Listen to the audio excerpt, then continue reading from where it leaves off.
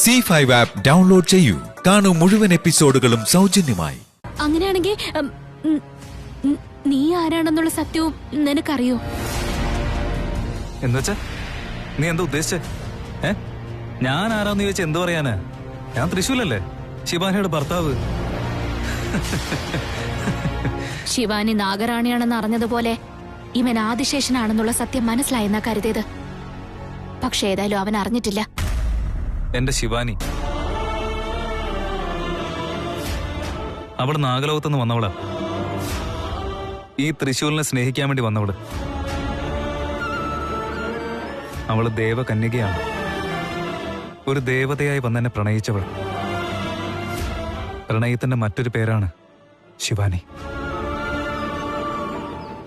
എന്റെ ശിവാനി. ഞങ്ങളുടെ പ്രണയത്തിന്റെ ഫലമാണ് അവളുടെ വയറ്റിലുണ്ടായിരുന്ന കുഞ്ഞ്. എന്നാലിപ്പോ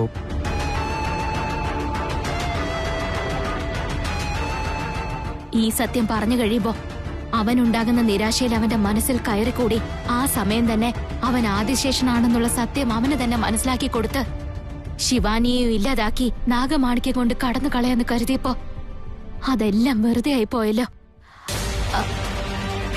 അല്ല തൃശൂർ, അവൾ ഈ ഭൂമിയിലേക്ക് വന്നത് നിന്നെ കല്യാണം കഴിക്കാൻ വേണ്ടി മാത്രമാണോ, അതോ അവക്ക് മറ്റെന്തെങ്കിലും ലക്ഷ്യവും കൂടി കാണൂ?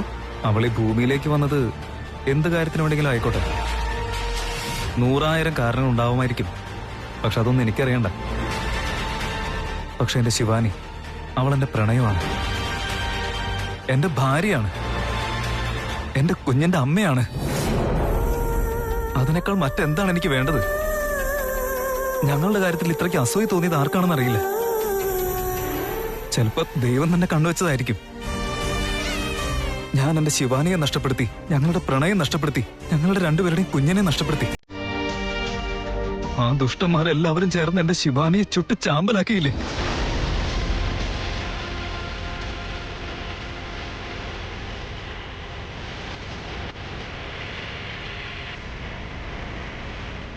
ഞാൻ എന്റെ ശിവാനിയെ തന്നെ നഷ്ടപ്പെടുത്തി.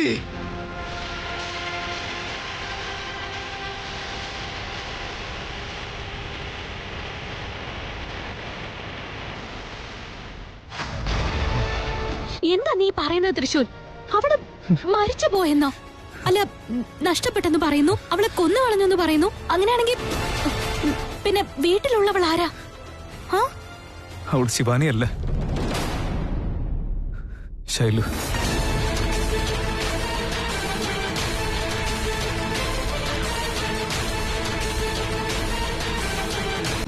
ഡൗൺലോഡ് ചെയ്യൂ C5 ആപ്പ്. കാണൂ എല്ലാ എപ്പിസോഡുകളും സൗജന്യമായി.